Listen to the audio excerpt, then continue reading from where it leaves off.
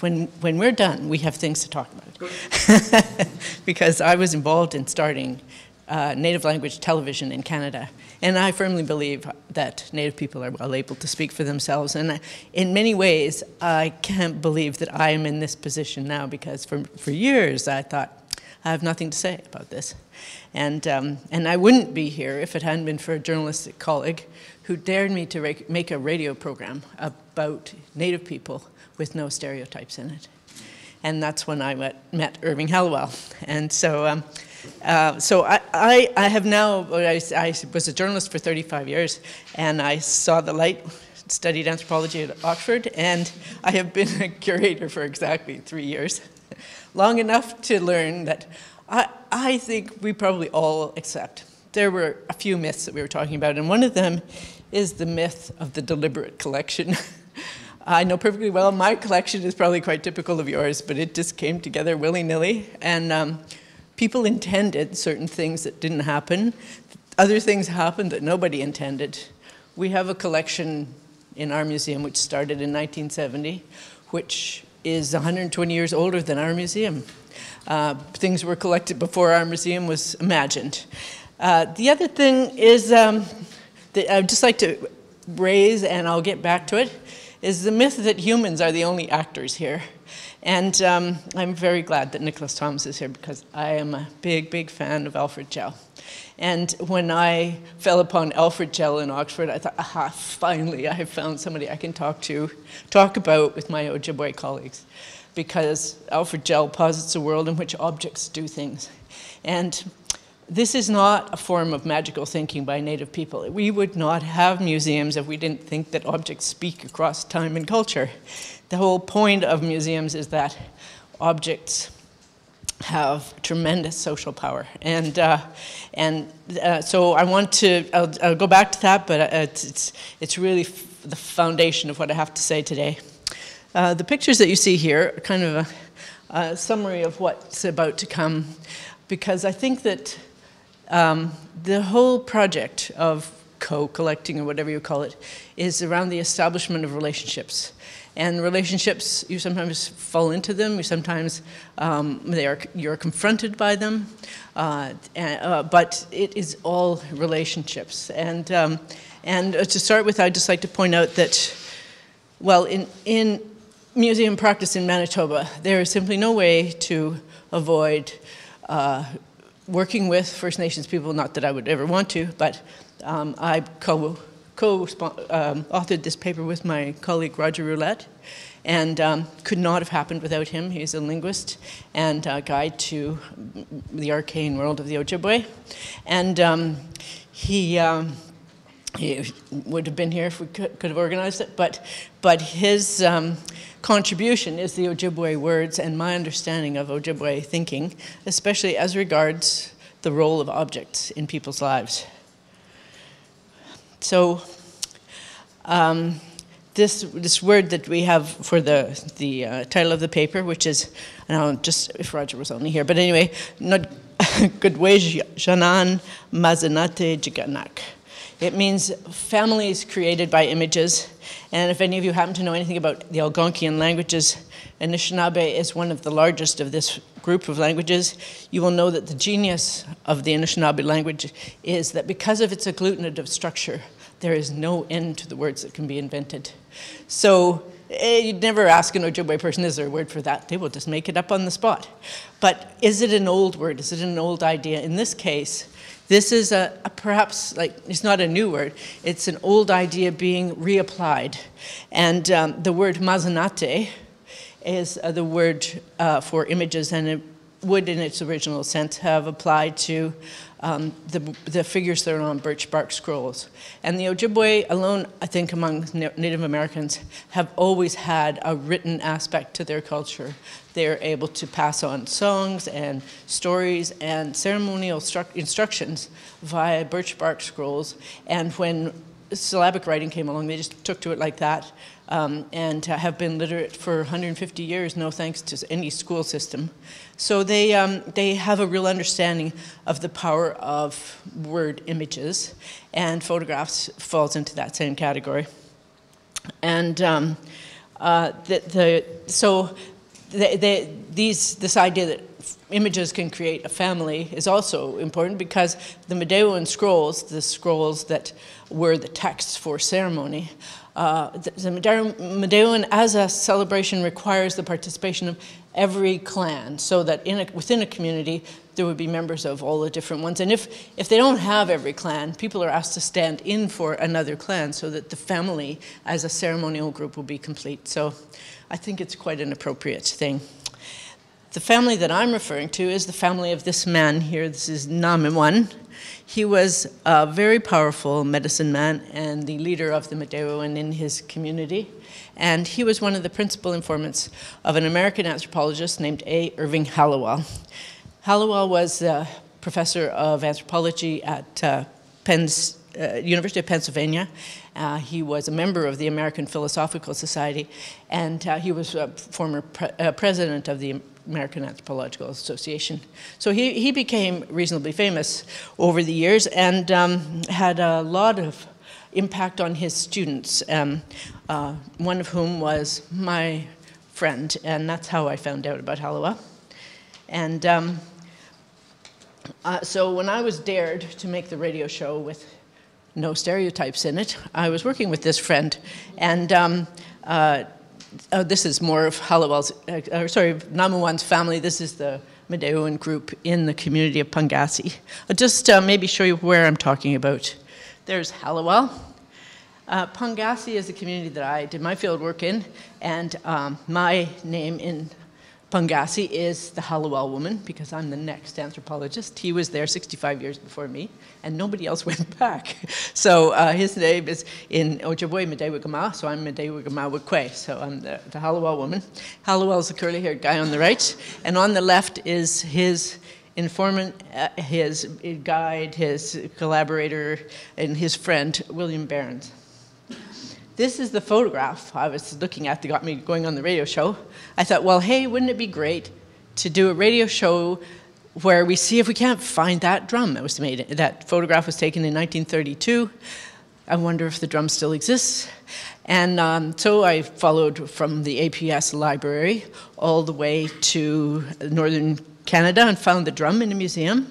And then that was first hour, and then hour two, I just kept going up the river and following the stories and figuring out that there were two drums, and then figuring out that the guy who made it was in the next community over, and finally I got to Pegasi, and the grandson of Namiwan, who made this drum and who invented this ceremony, and then I found out an amazing amount. They sang me the songs, and they still remembered the story and the dream. So, so I got my start with Pegasi. Hallowell as well got his start with the stories of the people on the Barrens River. And for any of you who came across Hallowell in Tim Ingold's book on perception, he has a little bit where he talks about the conversation Hallowell has with the guy about stones. There's the stones. The guy he actually had the conversation with is the fellow on the right there, who is named John Duck. And it's totally fascinating, but stones are animate. And those stones are particularly animate. As John Duck pointed out, stones are grammatically animate, which makes them potential actors. It sort of sets the stage for their animacy. Not all stones can do things, but the point is some can. And those stones would be stones that would be seen to be doing something because there's little gifts all around the bottom there from people who hope that they will guide them. This is the view of Pegasi as Hallowell would have seen it in 1933. This is how I got there. Nice old plane. It's older than I am, but it works perfectly well. So see, it takes off on those little wheels from the runway, and then it lands on the water when we get to Pegasi. And it is just achingly beautiful country. There's a map. And you can see that it's just north of Winnipeg. It's not as far north as you can get, but it is probably as remote as you can get. The communities of this area have the highest language retention of any Ojibwe-speaking community in North America, and it's like the language retention is around 97%. People speak beautiful Ojibwe. They speak what my friend Roger calls Shakespearean Ojibwe. And Pegasi is not a place that's never been visited. This is a map from the 1700s that shows the three sort of main highways into the fur trade. And the one on the far right goes right past Pegasi. That's why it's there. It's on a... this is interesting too. Just keep this one in mind. This shows Ojibwe mapping methods. If you're on a river, all you need to know is stay on the river till you come to a lake. Then don't fall off the river. You know. So this map is drawn by a Frenchman, in fact, but it really shows how a Native person would tell a person how to get there. This is Pegasi now. I was just there 2 weeks ago. No, a month ago. I was there for the World Heritage Site thing.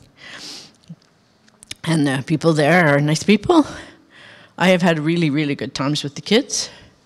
And this was interesting. This was kids, and they were being made to wait for something. There was some official opening happening. And the kids just sat down and played old hand games that no teacher taught them.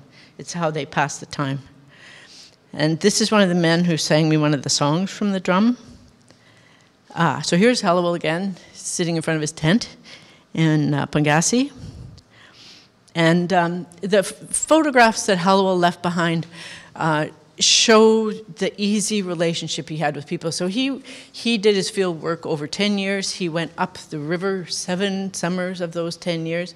The people knew him well. And the pictures show very little reserve. They're people who... are happy to be photographed. He did photos of families, and he did some early on when the kids are small, and then later the kids are bigger. He was allowed to photograph ceremonial structures and so on. There's no pictures of ceremonies happening except one little dance, which was a social dance. But these are wonderful photographs. They're now in the vault at the American Philosophical Society. The American Philosophical Society has a library like no other. It's when you sit there and you read, you're surrounded by the books of Benjamin Franklin, and Thomas Jefferson ran it for 25 years. So it's just like, it's a sort of American icon as a library. It looks lovely. That's actually not as old as it looks, but when they needed new space, rather than ruin the aesthetics, they just went down 5 floors. And so over the last 6 years, I have worked with this photographic collection and with these very nice people in Philadelphia. And so this is a picture that shows, the guy on the left is the director of their new Native American Research Center. The next woman is Sofia Rabliauskas, who is part of a World Heritage Site bid. They would like to turn the area, which includes Pegasi, I think it's 4 million hectares of boreal forest, crossing 2 provinces, into a World Heritage Site. And so the APS has been very helpful in this regard. Then there's me, and then that's Roger, who I mentioned before. Roger and I went, and this picture was taken in Philadelphia because we all went down to speak. And one of my happier moments was watching Roger talk to a double Nobel Prize winner and not be the least bit flummoxed.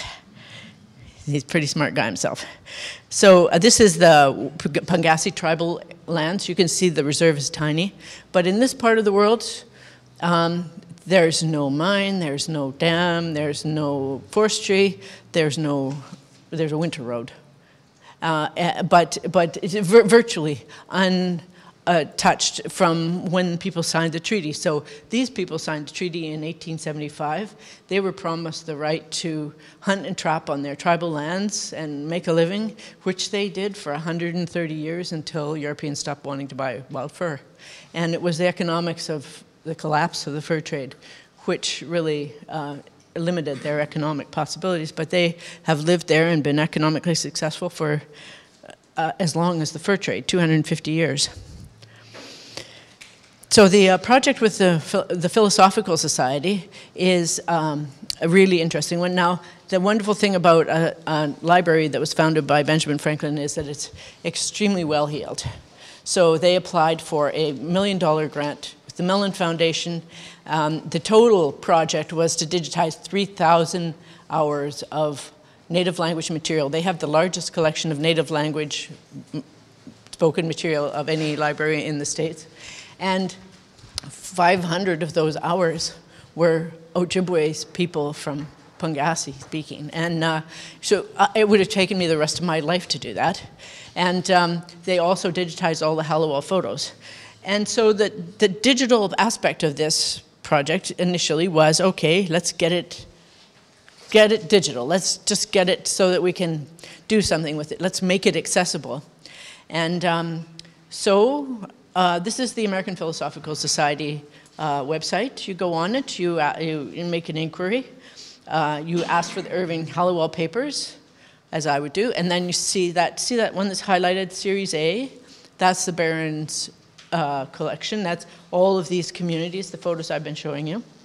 And there was a time when, if you wanted to look it up by the person in the photo, you looked up Hallowell, you got all 900 of all these other photos he took as well.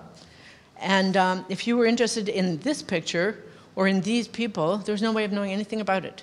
And immediately the limits of simple digitization became available, became apparent, and the very first thing that anybody said in the community was, well, you know, can we tell you who those people are? I had some idea already, and so I went to the community with Xerox copies of these pictures.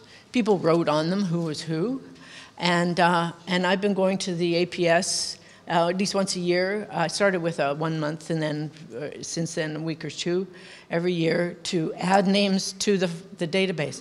So that, and the APS said, sure, fine, okay? And what they allowed me to do was to add searchable categories. So now you go to the Irving Hallowell papers, and this is the record for that photograph you just saw. And everybody who's in the picture is named. See all this bit? That was empty before, and now all those people are there. And then this is the way you can search, and you can search by personal name or by subject, and I was able to add both of those categories. And I would work away all day, and I would check the spelling to the best of my ability, and usually a linguist friend came with me, and we kind of got it right. And then overnight, this whole thing would just go do whatever it does. Next morning, they could read it in Pegasi. And they could say, well, you know, that guy's name's wrong, you know, this one.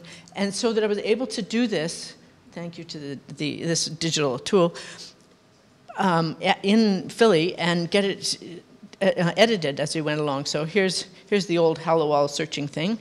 And you can see now how few of the records that are the subjects are actually anything to do with Hallowell, and how many of them are all these other things. And if you look up Owen, which is the principal last name in Pegasi, see all these Owens. And that was just simply not possible before. And so now kids in the community can look up their great-grandparents and find them. And so, I mean, anybody who's done this knows this is a lot of work. And you know, I appreciate the fact that the APS has made it so possible. But so now this is one of the pivotal pictures. This picture is of the young people, the apprentices, that were training when Hallowell was there. And I interviewed 7 of those people because they were still alive when I went to Pegasi. And I had this picture. And I interviewed this chap here, Charlie George Owen, Omshush. And there he is. That's him when I talked to him. And the woman beside him was the person who helped me out with translation, because Charlie George spoke not a word of English. He was in a hospital for 5 months and never learned the word for toilet. He just couldn't take it, do it at all. So Margaret helped me, and Margaret is the granddaughter of Willie Behrens. So there we were, the granddaughter of Willie Behrens, the grandson of Namuwan, and I'm like the academic grandchild of Hallowell. It was a happy moment.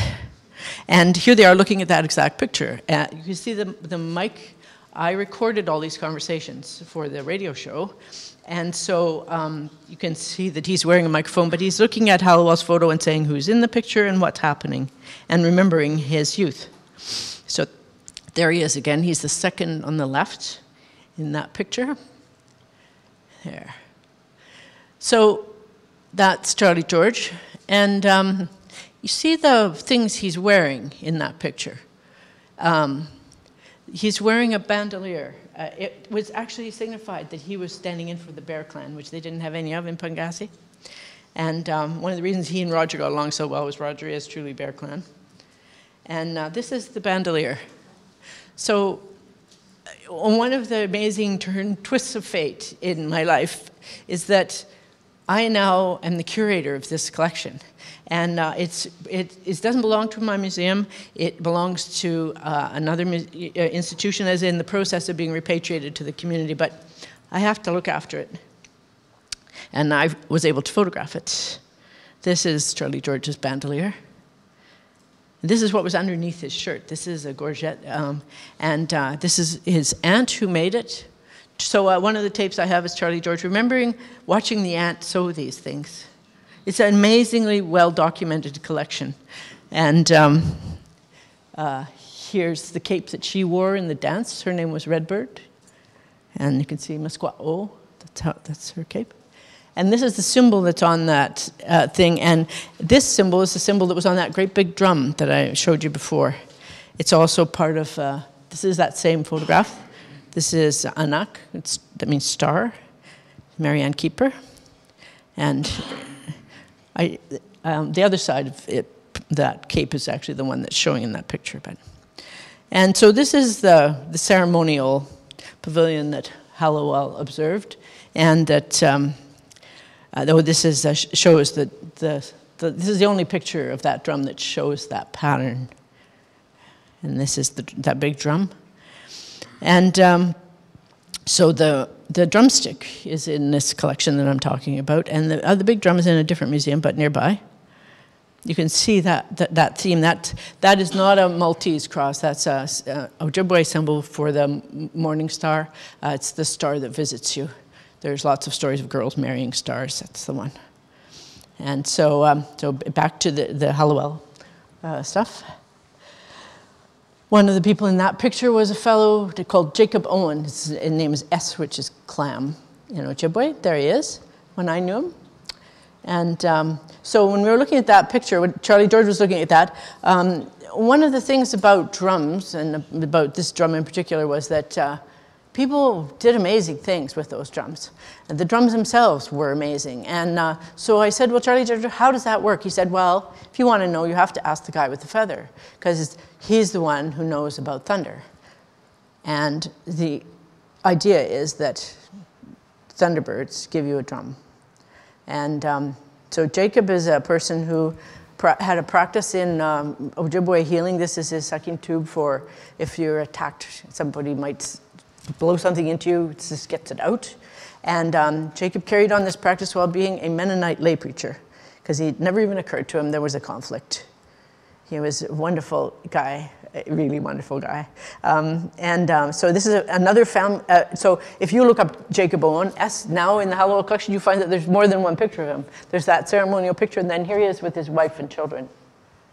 He loved his wife, and when I used to go visit him, little birds would sit on the window ledge of his house, and I once asked him, I said, that's unusual behavior for a bird, and he said, oh, that's my wife, she visits me every day. And she was a wonderful person too. So there's young Jacob, and there's old Jacob. So when I finally got around to asking Jacob about thunder, he said, well, you know, and he prayed for me for an hour, really. There's an hour of tape, Jesus this, Jesus that. And then finally, you know, because he, I don't know, concerned. And then finally he turned to Margaret, who was translating, and he said something like, oh, well, what does she want me to talk about? And Margaret said, do you know thunder? And he said yes. And then I have another 2 hours of him talking about thunderbirds. And the key part of the story, he told really one of the most amazing stories, because people rarely tell you about how they met a spirit entity. But he told the story of how he went to this river, and he was called across the river by a little person, a Memegwesiwa. And in order to cross the river, the water stopped, and he walked. And he got onto the island, and the Memegwesi introduced him to a thunderbird. The thunderbird landed And Jacob was terribly frightened and didn't know what to do. And gradually the Thunderbird taught him how to show respect, how to smoke for him. And it's like a comedy. He said the Thunderbird told him to get out his pipe and smoke. And he said, I don't have a pipe. And then he patted his pocket. Oh, there is a pipe there. And anyway, it just goes on and on with him finding the thing he needs and stumbling. And the Thunderbird says, well, don't you know my name? And Jacob says, no, I don't. And then the bird says, well, my name is Wakshaganeshi. And Wakshaganeshi is it's not just Thunderbirds generally. This is a named Thunderbird that looks after Pegasi. This is the Thunderbird that visited their community regularly. It was an individual Thunderbird. Anyway, so this amazing story carries on. Jacob makes lots of mistakes. The river starts up. He thinks he's going to drown. And then finally he gets it. And so this story is all obviously recorded. And it explains why Fairwind was able to do the things he was, Namiwan. So Namiwan had two drums. He had that big drum, and he had this drum here. This is a water drum. This is a water drum this big around. Joe, you will know that's a heck of a big water drum. And this pavilion that they practiced in is 40 feet long. It's just a pavilion for dancing. It's not to live in. And it's also the biggest, most fancy, it's called a Wabano-Wigamik that I have ever seen a record of. And so what we have is these pictures, this amazing story, these artifacts, and I just want you to hear a little bit of the audio. Where's my mouse? There we go. So this is Charlie George talking about why they had drums.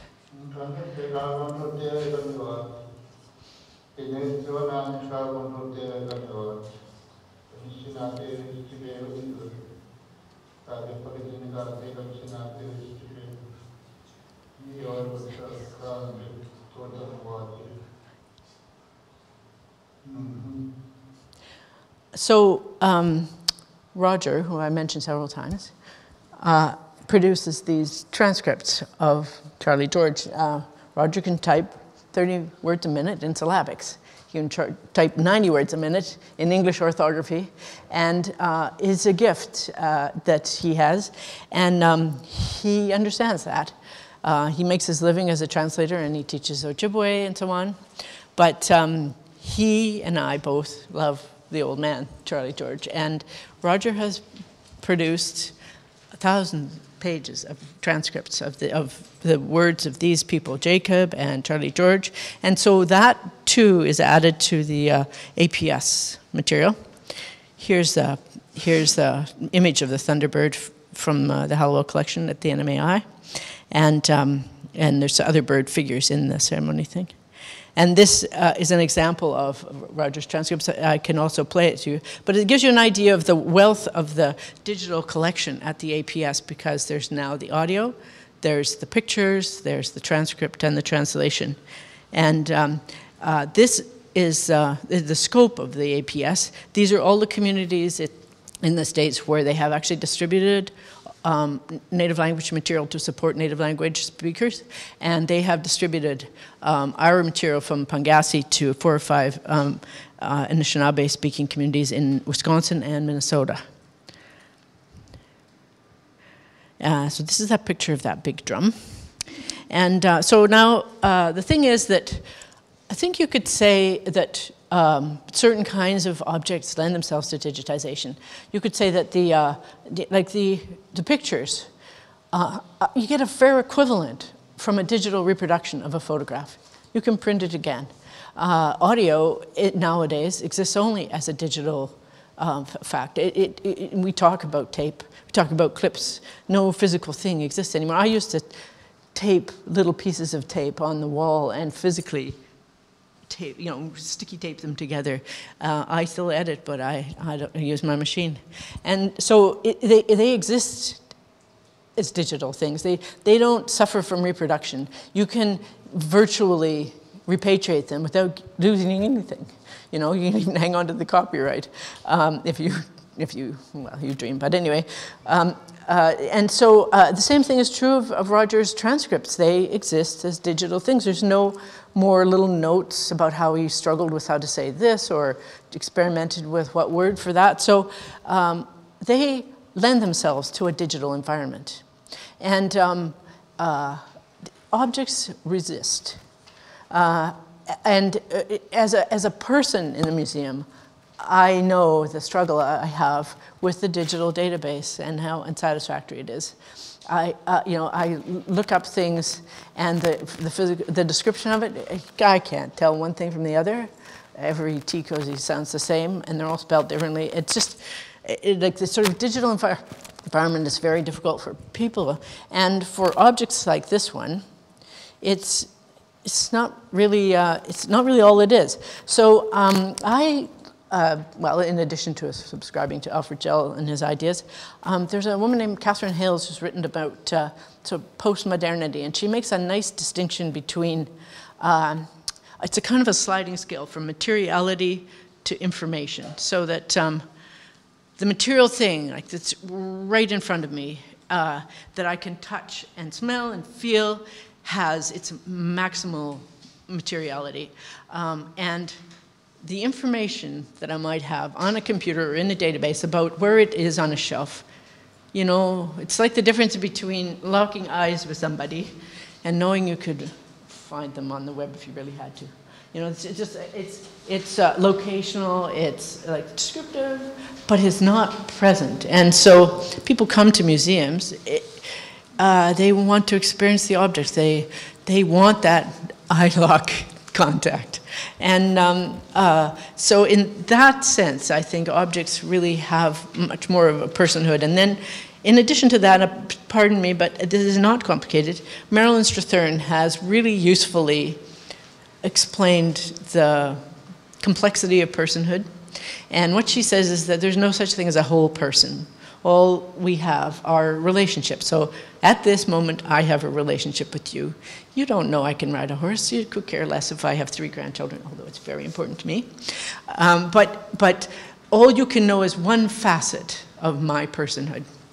Those other facets are either unknown to you at this point or will never be known to you. The same thing is true of objects. They have this individual quality.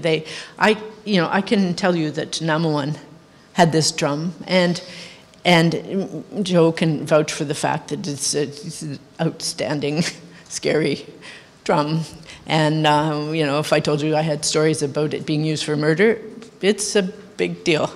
But this drum was kidnapped, and you'd never guess that. This drum has friends in Wisconsin. And it was a drum which has had adventures which I have now written about, but honestly, you wouldn't believe it. And in telling the story of what happened to this drum, I did a kind of Alexandria quartet about it. I talked about Charlie George Omashush and his point of view on what happened, his way of talking about it, and how he attributed animacy to it. The word he used for this drum is wikan, which is a ritual brother, and an object as wikan is always grammatically animate to address them as persons. And then I talked about the museum and how they classified things and how they created, you know, shelves with drums on them so that it was compared to other drums. I talked about the group that took the drum and how it was a mistaken repatriation. They went to a group that didn't have any personal ties to the drum at all, but had a strong cultural claim in the context of cultural revitalization. Okay, and so it was, they had an entirely different relationship. And then in the last chapter, I talked about the drum as if the drum itself was an actor. And you know, like if you were bored, you were sitting on a shelf in a little museum and you wanted to become famous, you couldn't come up with a better scenario than this. And how many times the drum, because of its presence, caused people to do things. And in museums, we live with these objects all the time. So our museum has a special area, sacred storage area. And in that room, there are objects like this on every shelf. And when I visit them, which I do fairly frequently, I talk to them all. And you know, it's just casual, but I make sure if there are Ojibwe speakers in the museum that they come and speak to them. And once a year we have a smudge that is specifically for them. And in the last little while we've actually used objects that are part of our collection but are in that sacred storage area for exhibits. And the entire premise is that these are person-like things, and that in order for them to be a part of an exhibit, they need to be invited the way a person needs to be invited. And their friends and relations need to be involved the way you would involve relations of another individual. And it works amazingly well, because there are lots of people who, once invited, are happy to participate in an event which respects the personhood of these sacred or these ceremonial objects. And so it's a key idea. When you're talking about co-collecting, what you're talking about is a means by which the museum can become more relevant. And I happen to have a zero acquisition budget. I have an entire budget of, I don't know what it translates into, but $2,000. I can do practically nothing except pay my nice lady who comes to do the smudge. And so I look at co-collecting as adding value and using the digital possibilities to stabilize some of these connections, so that, for instance, the digital connections that have been established through the APS and library have helped Pegasi make its case in the World Heritage Site thing. They have provided Pegasi with a degree of credibility. They have connected the collection to the photographs so that this has become something that's very useful to the community.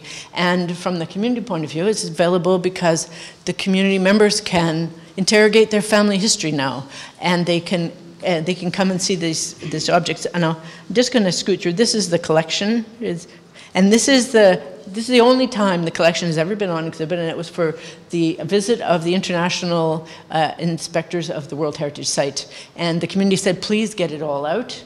So the photographs are set up in front of the objects which are in the picture. And so you see here, here's the drums that belong to Namawan. And here's the rattles that the men are holding in that picture of the apprentices. This is the drum that belonged to Angus Owen that has the star on the side. And there was a room full of women's capes and pictures of the women themselves. So this collection stepped up and said to the international assessors, these people have something exceptional. They have an incredible cultural history that is theirs to draw on. And it actually had a tremendous effect. It actually was very powerful. So this is more of the collection. These are objects. These, I liked, somebody else showed things made out of tins. Was the drum made out of the paint can, yeah? Okay, yeah. Anyway, it's not the only ones who do that. I like the elastoplast myself. This is, these are rattles. These are quite small rattles. And when Omashush came to visit the collection, he picked up this red rattle and he said, saved my life. And he told a story of how the Wikon collaborate, and he had had an infection in a tooth that was he thought was going to kill him, and he said he died. He was walking up the path to heaven. It's lined with flowers, and he was walking along, and he heard a voice calling him back, and it was his grandfather. And his grandfather had used the combination of powers of this rattle and that water drum and a song to turn himself into a wolverine, and he was able to follow his grandson and pull him back. And Charlie George said, I'm 73 now. I lived because of that. This is his grandmother's cape, and that's a cross on there, but it also is a symbol for the highest degree of Medewin, and I'm quite sure she was not a Christian. It's just the capes that are in the pictures there. So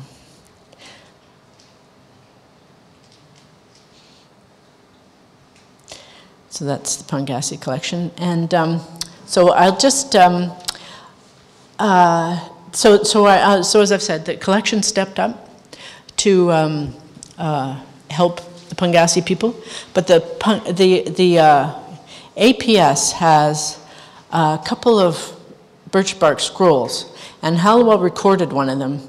This is a really interesting scroll, and we used it for the World Heritage Site to explain how a people who are so removed from the world, in a sense, could understand the importance of the political act that they were undertaking, and how Ojibwe people identify their claims to land. So this map has, it's very interesting. So it starts off with, on the left-hand side, the Great Kingdom of Europe, and the bear proceeds across the ocean, and it's a map. There's the Great Lakes in Canada.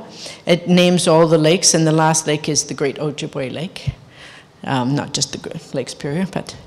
And then there's a very interesting moment here where the bear goes up the Rainy River, and then at this point here crosses from one watershed to another, and where he comes up, it's called Sandy Lake, and there's a great burst of sand, and then that map of the little lake there is a map of Leech Lake, Ontario, which is 500 miles away from where this guy drew this map for Halliwell. And it's precise enough that you could drive a boat around there and not hit anything. So this person who spoke no English at all on the Barents River in 1932 drew a map that included a kind of understanding of the world, including Europe, and a geography of Canada, and a really detailed example of a lake in the United States. And these are people who understand their place in the world. And the way that people make claims, and there's a nice Ojibwe word for it, for all these things, is there's two ways. There's to do an act which is memorable, so that your story is attached to that place. And the other thing is to say, oh, this is my hunting ground, generally speaking. So it's a sort of broader claim. And this map shows exactly this process of doing a memorable act. In this case, it's done on behalf of a ceremony. But the bear goes around, and when he reaches a place where he wants the ceremony to be conducted, he rolls on the ground and he makes the ground clean. And that is an act, what they call an act by which the spirits make themselves known. And when people are in the bush and they come out, they've been trapping or whatever, the thing they say is this little phrase here: they're still making themselves known, the old Anishinaabe, and that's the spirits as well as the ancestors. And it's that sense of making yourself known that is the claim that they have for the land. And this is the picture that Halliwell took, which illustrates this all perfectly. That's the ceremonial space for that big drum, and you see that the ground is perfectly clean. That's how that sacred space is set out, and it's exactly the way the bear imagined it in the story of the Birchbark Scroll. So once again, it's an object that is actually acting on behalf of the people in the entire Pimachuanaki area to reinforce their claim. So this is the latest generation of people looking after the drum and visiting old people, and this is the youngest member of the Owen family who was in Philadelphia not so long ago and went to the NMAI as well. I spent a whole day there. And actually the guy who showed us around the NMAI, he said to Joshua something really nice. He said, we get a lot of old guys here, pretty comfortable with this stuff. But the young men are afraid of it, and it is very brave of you to come. And so with that, I'd like to end this discussion, but just to reinforce the fact that it's all personal.